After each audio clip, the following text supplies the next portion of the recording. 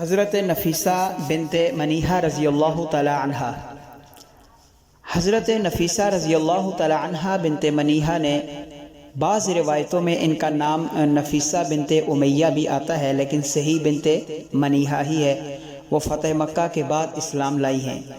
وہ خود کہتی ہیں کہ حضرت ختیجۃ الکبریٰ رضی اللہ تعالی عنہا نے نکاح کی خواہش ظاہر کرنے سے پہلے مجھے رسول اللہ صلی اللہ علیہ وسلم کے پاس بھیجا تاکہ آپ کی مرضی معلوم کر سکوں۔ میں نے جا کر آپ صلی اللہ علیہ وسلم سے کہا، اے محمد صلی اللہ علیہ وسلم، آپ شادی کیوں نہیں کر لیتے؟ انہوں نے فرمایا، ابھی شادی کے لیے میرے پاس وسائل نہیں ہیں۔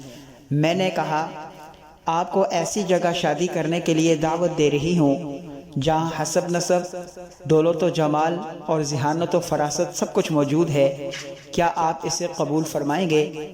فرمایا، وہ کون ہے؟ میں نے کہا، ختیجہ رضی اللہ تعالی عنہا۔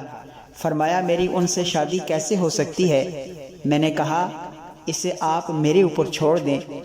آپ صلی اللہ علیہ وسلم نے فرمایا، اگر یہ بات ہے تو میں تیار ہوں۔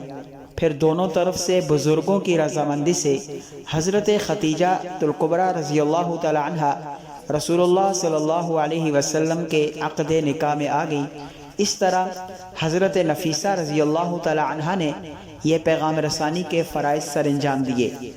حضرت نفیسہ رضی اللہ تعالی عنہا فتح مکہ کے بعد اسلام لائیں اور صحابیات کی فہرست میں شامل ہو گئیں۔ سلام اللہ علیہا۔